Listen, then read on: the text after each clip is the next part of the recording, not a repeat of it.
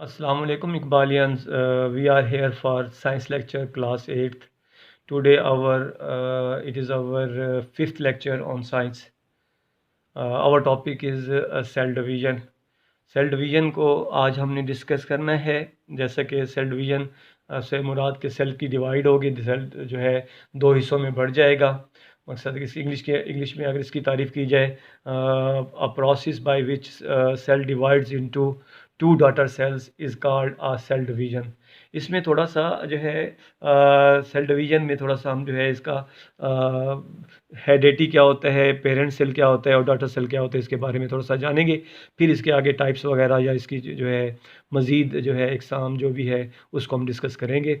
तो हेडेटी क्या है? दरअसल हेडेटी एक ऐसा प्रोसेस है जिसके ज़रिए characteristics from parents to their offsprings, parents से वालदैन से जो खसूसियात हैं वो जो है मुंतकिल होती हैं उनके बच्चों की जानिब। तो रिसेंबलिंग हो जाता है, बाज़ औक़ात आँखें रिसेंबलिंग हो जाती हैं, या जो है हेयर्स रिसेंबलिंग हो जाते हैं, एयर लूब्स रिसेंबलिंग हो जाते हैं। तो मुराद ये है कि बाज़ औक़ात आदात सेम हो जाती हैं। ये सारी चीज़ें जो है वो वालदैन से बच्चों में मुंतकिल होती हैं, इन्हें हम हेरेडिटरी मटीरियल कहते हैं। और ये हेरेडिटरी मटीरियल जो है वो जीन्स की सूरत में जो है पेरेंट्स टू देयर ऑफस्प्रिंग जो है मुंतकिल होती हैं। A process in by which transmission of the characteristics from parents to their parents to offsprings take place जो है होती है। तो उसके बाद इस पेरेंट सेल है, पेरेंट सेल क्या होता है? ऐसा सेल जिसे डिवाइड किया जाए उसको पेरेंट सेल कहा जाएगा, और ऐसा सेल जो डिवीजन की सूरत में हासिल हो उसे जो है हम डॉटर सेल का नाम देंगे। अब साफ ज़ाहिर एक सेल से दो सेल बनेंगे तो वो डॉटर सेल्स बनेंगे। तो सेल डिवीजन की डेफिनेशन क्या होगी? A process by which cell divides into two daughter cells is called a cell division. यहाँ पर जो है तकसीम होने से पहले सेल जो है एक फ़ेज़ में जो है जाता है। इस फेज़ को हम इंटरफेज़ का नाम देते हैं। और इंटरफेज़ में होता क्या है कि डुप्लिकेशन ऑफ द क्रोमोसोम्स की डुप्लिकेशन हो जाती है और ये अपनी कॉपीज़ बना लेते हैं। बस जो जो इसमें मौजूद क्रोमोसोम्स है वो अपनी जैसी दूसरी कॉपी बना लेगा। तो chromosomes in the nucleus are duplicated, और एग्जांपल इसमें क्या दी गई? Copies of all the chromosomes are developed. बस जितने भी उसमें क्रोमोसोम्स होते हैं उनकी कॉपी बन जाती है, बस एक से दो जो है वो बन जाएंगे, जोड़ा बन जाएगा। और उसके बाद जो है अब पार्ट्स ऑफ फेज़ है, इस पार्ट्स में जिसे इंटरफेज़ कहा जाता है, दो दो हिस्से इसको तकसीम किया गया है। इसको एक जो है न्यूक्लियर डिवीजन कहा जाता है, एक को साइटोकाइनेसिस कहा जाता है। अब न्यूक्लियर डिवीजन क्या है? न्यूक्लियर डिवीजन में जो है nucleus of the cell divides into two parts.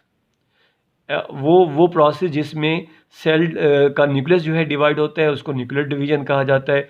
वो पार्ट्स जिसमें सेल का साइटोप्लाज्म जो इसके अंदर जलीनुमा मादा होता है वो दो हिस्सों में जो है डिवाइड होता है, उसको हम साइटोकाइनेसिस या division of the cytoplasm known as a cytokinesis. इस प्रोसेस को जिसमें जो है वो दो जो है दो हिस्सों में बढ़ जाता है, इस प्रोसेस को हम साइटोकाइनेसिस का नाम देते हैं।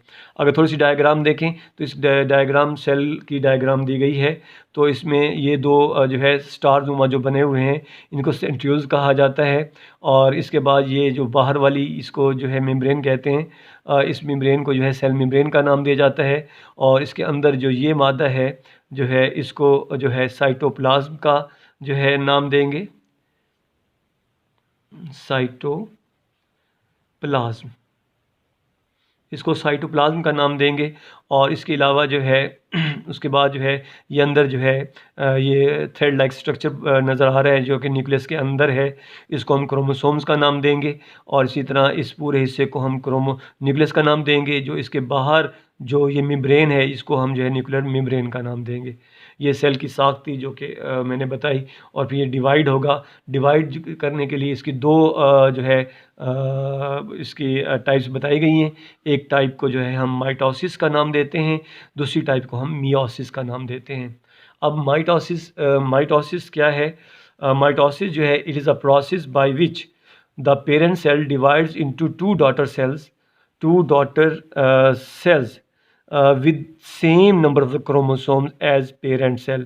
जैसा पेरेंट सेल होता है उस जैसे क्रोमोसोम्स की तादाद के लिहाज से जो डॉटर सेल्स पैदा होते हैं उनमें भी क्रोमोसोम्स की तादाद एक जैसी होती है। अब मैं थोड़ा सा इसको डायग्राम के ज़रिए आपको समझाने की कोशिश करता हूँ कि डायग्राम में अगर देखें इसके मैंने 3 पार्ट किए हुए हैं।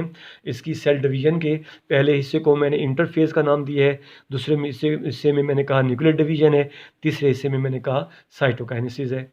अब देखें फेज़ जैसे कि मैंने कहा था कि before cell division the cell enter into a phase, that phase is known as a interphase. फिर मैंने दूसरी बात की थी कि इंटरफ़ेज़ में पाने पर ये जो क्रोमोसोम्स होते हैं अपनी डुप्लिकेट बना लेते हैं, अपनी कॉपीज़ बना लेते हैं।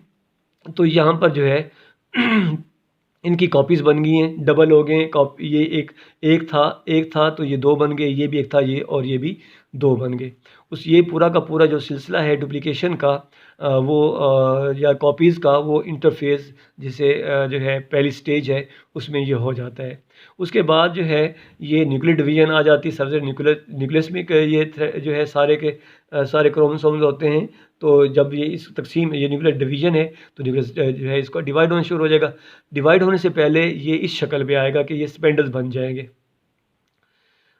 जो है ये स्पेंडल्स हैं और ये स्पेंडल जो है इसमें जो है ये यहाँ से जो है ये फिर अपने-अपने जो है एक हिस्सा इस स्पेंडल्स की तरफ आना शुरू हो जाएगा, एक हिस्सा इसकी तरफ आने मकसद है ये सिंगल बन जाएँगे। ये भी एक हिस्सा नीचे और एक हिस्सा ऊपर आ जाएगा। यहाँ देखें यहाँ अलहदा करके दिखाए गए हैं। ग्रोव्स मज़ीद बढ़ गया है दरमियान में क्योंकि ये न्यूक्लियस डिवाइड हो रहा है, तो एक ऊपर चला गया, एक नीचे चला गया, यहाँ एक ऊपर और एक नीचे।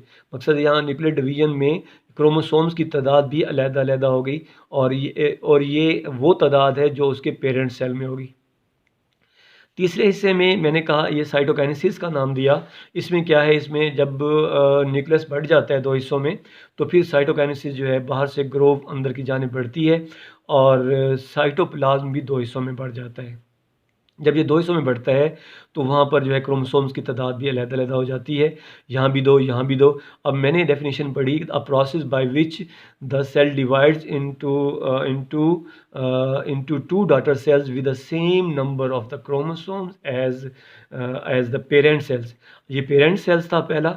अगर इसको देखें और इन दोनों को देखें तो इनमें जो क्रोमोसोम्स की तादाद है सेम है, ये भी सेम, ये 2 है तो यहाँ भी 2 दिखाई गई है। तो इट मीन्स कि ये ऐसा प्रोसेस है सेल डिवीज़न का जिसमें क्रोमोसोम्स की तादाद जो है एक जैसी रहती है अपने वालिदैन की तादाद जो है न्यूक्लियस में मौजूद क्रोमोसोम्स की तादाद के बराबर। अब जो है थोड़ा-सा जो है इसका मैं होमवर्क देता हूँ।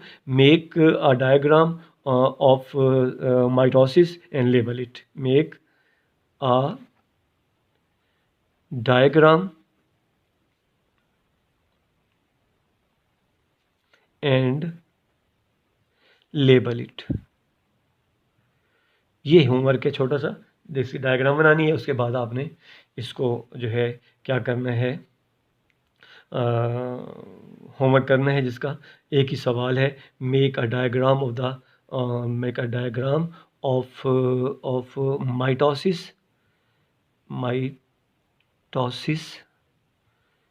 And label it. ये सवाल है, ये होमवर्क है आपका, ये आप इसका होमवर्क करेंगे। उम्मीद करता हूँ आपको ये सवाल समझ आया होगा।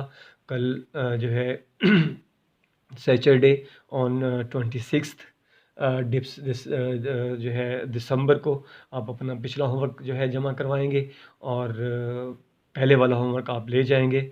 और जो है जैसे कि पिछले भी लेक्चर में मैंने कहा था कि आप जो है क्या करेंगे कि जो है हर काम जो है इंग्लिश का है, उर्दू का है या जो है साइंस का, मैथ का है, वो अलग-अलग शीट पर करेंगे ताकि जो है टीचर्स को चेक करने में आसानी हो। आप अल्लाह ताला आपका हामी व नासिर। अल्लाह हाफ़िज़।